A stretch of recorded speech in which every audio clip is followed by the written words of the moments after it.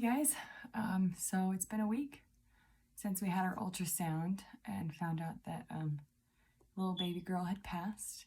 So I said I'd update you guys on what was going on. I hadn't decided whether I was going to do just an at-home natural miscarriage, whether I was going to do a DNC or do the cytotech to get things going, and I would still do it at home.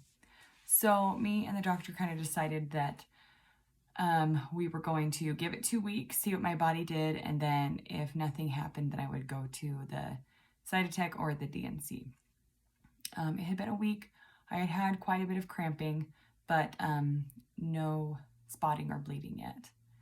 And so I kind of talked to kind of our coordinator person, and I was saying that I was ready to take the next step, but not necessarily have a DNC yet, not necessarily, go with the surgery, but maybe try the cytotech or something to get my body going. But pretty much right after I texted her and told her that, within an hour or so, I was already spotting. So I didn't actually need that to get things going. So I passed her, little girl, I passed her this morning, about 4 o'clock in the morning. It was a lot better experience than I was expecting. I have had one of my own miscarriages at about 10 weeks, 10 and a half weeks. And it was really rough. Lots and lots of bleeding. Honestly, and I did it at home, and I honestly probably should have gotten a blood transfusion that time. And I was weak for days. I was just completely drained and tons of big clots like the size of oranges. And so that's kind of what I was expecting to happen this time. I didn't know that was completely abnormal. I felt like it was kind of a little bit excessive bleeding and probably wasn't completely normal, but I'm realizing now how abnormal that actually was, because this has been a very good experience. I am tired because I was up all night, with cramping and bleeding and just, my thoughts going crazy. So I didn't sleep very well, but that is really the worst of it. It went good, relatively, like this can ever be called like a great experience, but it went pretty well. Got to see her. They originally said they wanted me to try to capture the fetus, look through the clots or wash them out or something, just to see if I can find the fetus to bring back into the lab to be tested.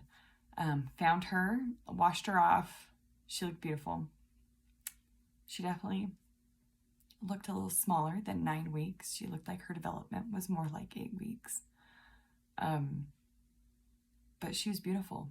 Like, it is absolutely amazing to see the development that can happen in weeks.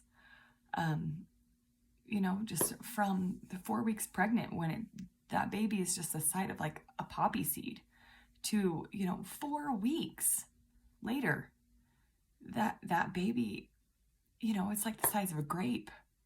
She was beautiful. It was amazing. I'm really grateful that I got to see her. I didn't ever get to see my own baby when I miscarried. There was too much blood and I was too weak, too lightheaded. So it was very validating to see her and to hold her. She was still in the sac. It was all intact. So I did drain the sac of water so I could see her a little bit better. I did take a picture to share with the IM. I won't be sharing it on here because I kind of just feel like, unless she gives me permission to, I just feel like it's a very intimate, special thing. If she gives me permission to share it on like the next video or something, I probably will. But I don't want her to feel like, or both of them, either her or the father, to feel like that intimate thing, that their baby is just going to be shared. So, but it was amazing. It was beautiful and hard, but it was a good experience. I'm glad I did it this way over just the DNC. That was the problem that I had with the DNC, is that I totally understand when people just want to like get it over with. I was kind of feeling that way, but I also kind of was feeling like, well, I mean, she was growing. She was, you know, trying so hard to grow and be, you know, she was doing her best. So I felt a little bit like I wanted to give her the chance to like be born, kind of. So I, you know, even though she had already passed, you know, it was just her body, but I just kind of felt like that. That was just me though.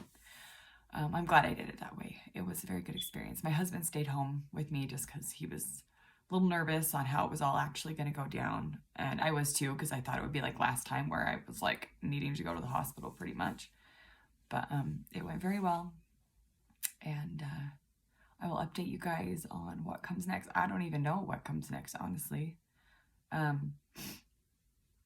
guess we'll see. I'm kind of just like, you know, it's all open. And they did say, the doctor was saying that the next transfer will be no sooner than 3 months. So probably not till the end of the summer.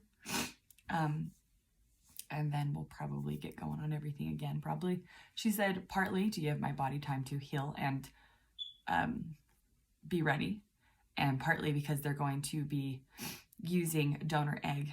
They're going to use the intended father's sperm with the donor egg. As far as I know, that's what was happening next.